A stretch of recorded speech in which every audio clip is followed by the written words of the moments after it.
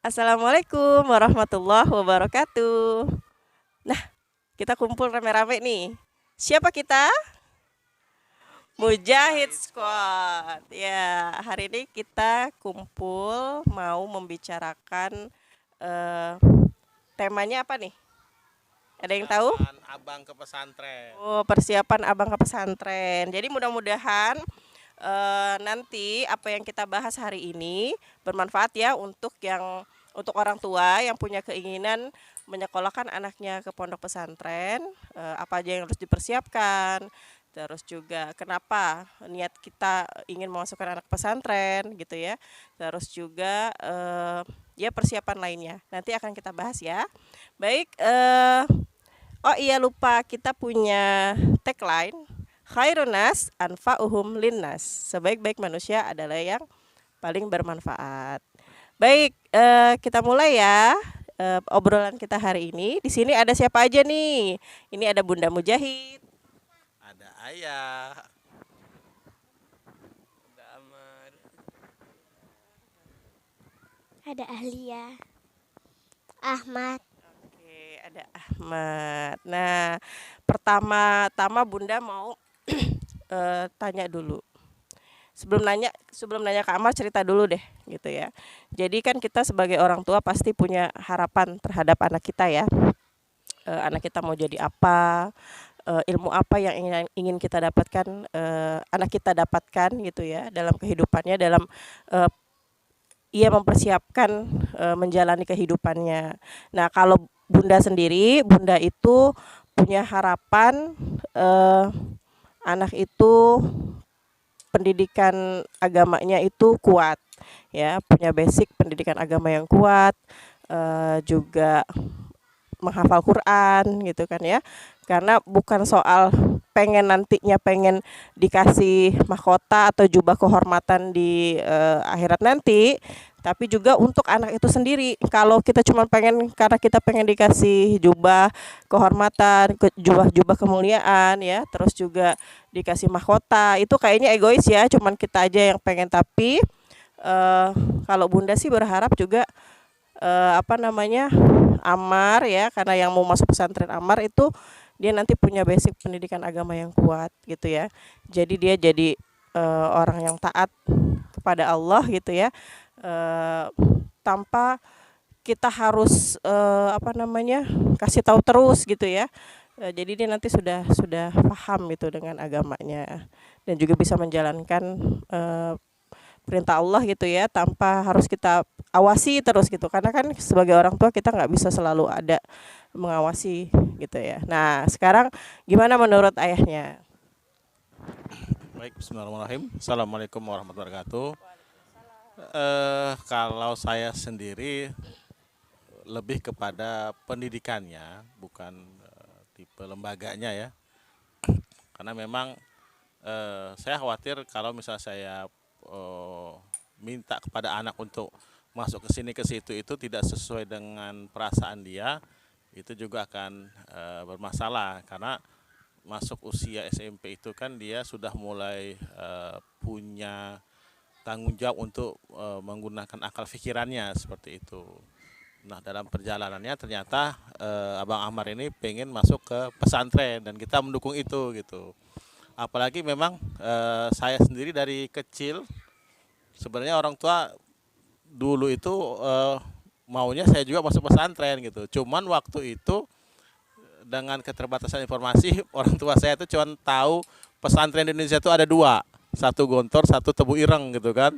Sementara kita tinggal di Palembang saat itu, jadi kan sepertinya menjadi tidak mungkin. Maka kemudian pilihan selanjutnya saya sekolah di bidang kesehatan. Nah, intinya adalah kalau saya pribadi sebagai orang tua menginginkan anak-anak itu mendapatkan pendidikan yang baik. Tentu kategori utamanya di sana ada pendidikan agama dan akhlak seperti itu. Dan dalam perjalanan ternyata Abang Amar sendiri memang pengen masuk pesantren, ya kita sebagai orang tua mendukung karena itu muncul dari keinginan pribadinya dan eh, satu sisi banyak sekali orang tua yang pengen anaknya masuk pesantren tapi anaknya nggak mau. Sementara alhamdulillah kita itu keinginan masuk pesantren muncul dari Abang Amar sendiri seperti itu. Nah, jadi tadi menarik ya kata ayahnya Amar ya bahwa eh, keinginan orang tua ya itu berbanding lurus dengan keinginan anak ya. Jadi jalannya lebih mudah gitu ya. Jalannya lebih mudah karena memang ada juga yang tidak sejalan, misalnya anaknya nggak mau masuk pesantren tapi orang tuanya sangat kuat keinginannya memasukkan anak ke pesantren, dan itu mungkin bisa menjadi masalah gitu. Nah, alhamdulillah Allah mudahkan di keluarga kami, justru keinginan masuk pesantren itu muncul dari Amar sendiri. Nah, Bunda mau tanya nih, juga pelajaran buat yang teman-teman yang lain yang mungkin melihat vlog ini ya. Mudah-mudahan tergerak hatinya kalau emang mau ke pesantren dengan mendengar cerita dari Amar. Nah, Amar, kapan sih muncul keinginan untuk masuk pesantren? Maju lagi. Nak. Sekitar kelas 2 atau kelas 3 gitu.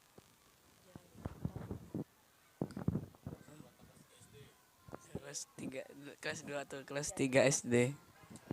Terus kenapa tuh? Asal muasalnya kenapa muncul keinginan masuk pesantren? Karena dengar dari teman-teman kayaknya seru. Terus juga ini apa? Anak-anaknya ya hampir semuanya ini pesantren, masa cucunya enggak gitu. Oh gitu. Oh jadi baru tahu nih Bunda, nih ya, baru tahu Bunda. Kalau keinginan dia masuk pesantren karena mungkin ngobrol sama temennya ya, ngobrol sama teman-teman sekolahnya, rata-rata nanti mau ngelanjutin ke pesantren gitu ya. Ternyata ada alasan tambahan lainnya ya, karena cucu-cucu Yai ya, ayahnya saya gitu ya, itu ayahnya bundanya itu eh, masuk pesantren gitu ya, kebanyakan. Nggak banyak sih, baru Mbak Sarah kan.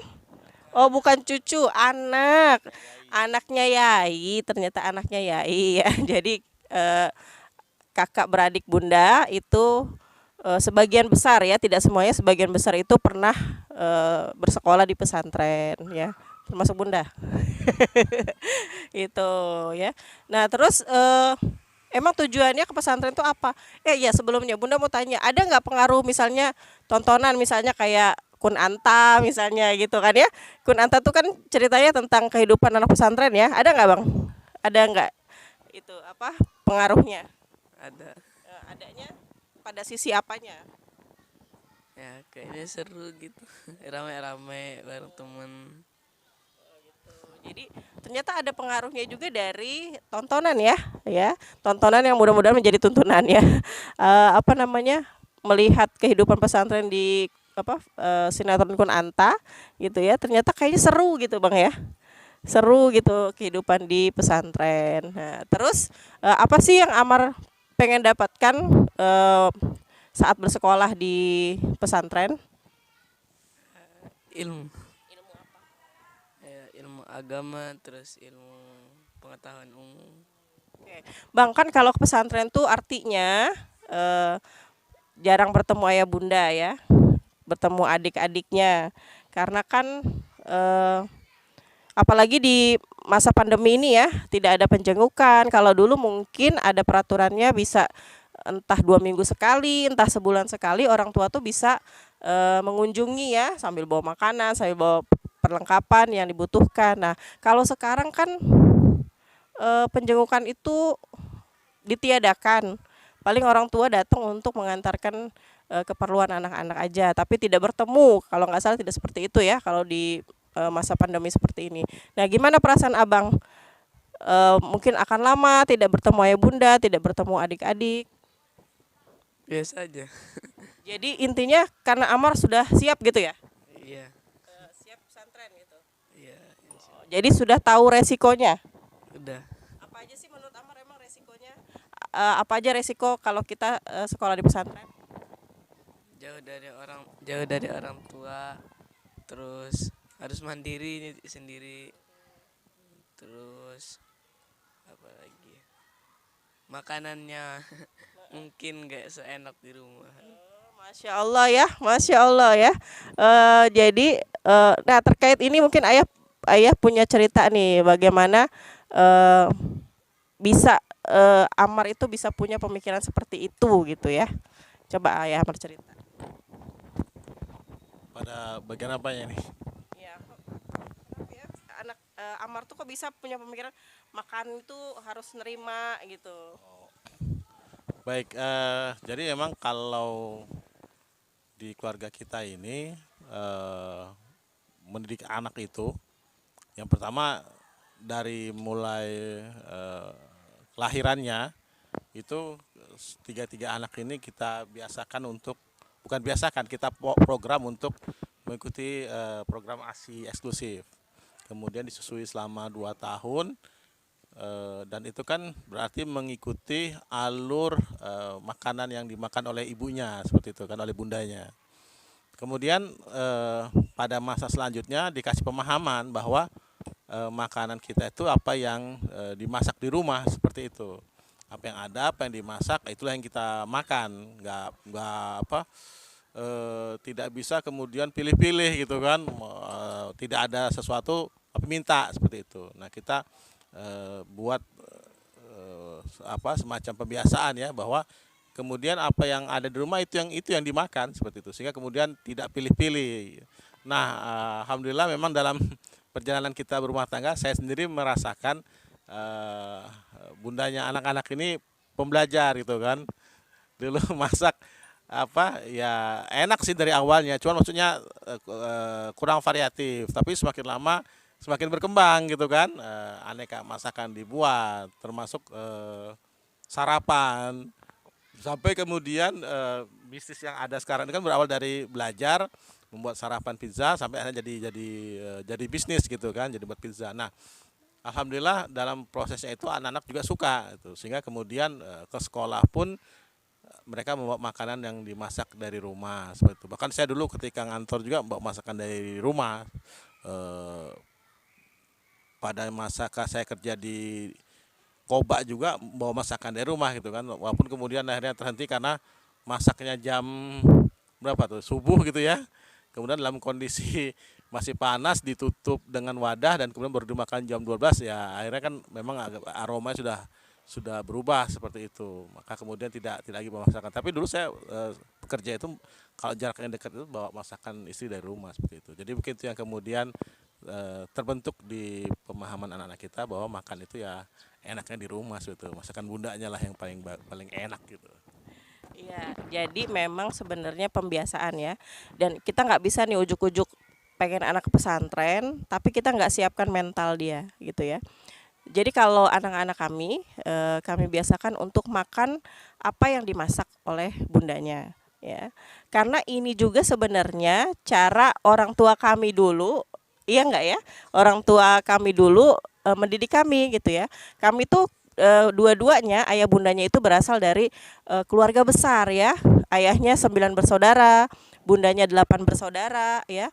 Yang kita tuh nggak bisa pilih-pilih makanan. Kalau kita milih-milih kita nggak mau, ya udah nggak dapet, karena peminatnya banyak gitu ya, seperti itu.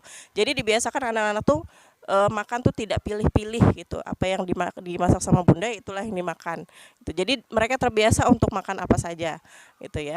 Terus yang kedua, ada kebiasaan-kebiasaan yang kami ajarkan, misalnya kayak tidur itu bisa di mana aja, nggak harus di kasur yang empuk ya.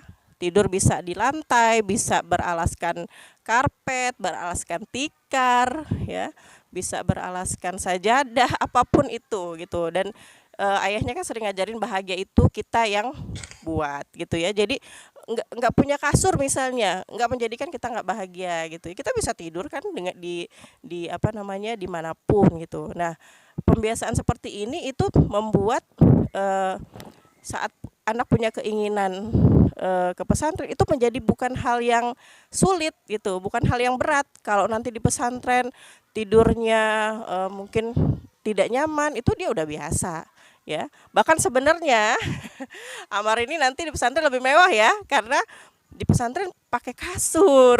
Kalau di rumah sebenarnya nggak pakai kasur kami ini kalau tidur gitu kan ya. Biasa, maksudnya di mana aja bisa gitu. Terus juga ya pembiasaan-pembiasaan lain gitu ya. Jadi ya jangan ujuk-ujuk orang tua masukin anak pesantren tapi nggak dibekalin dengan pemahaman dan juga pembiasaan gitu ya, kehidupan belajar hidup susah gitu, belajar hidup prihatin gitu ya. Jadi nanti takutnya, khawatirnya saat dia harus menghadapi kehidupan pesantren yang tidak seperti di rumahnya, itu ya nanti apa namanya, banyak masalah nanti yang muncul gitu ya, nggak betah lah gitu ya, atau apa namanya, pengen pulang karena merasa tidak nyaman gitu ya. Nah kalau Amar, apa aja sih yang ayah bunda ajarkan untuk persiapan Amar ke pesantren? Belajar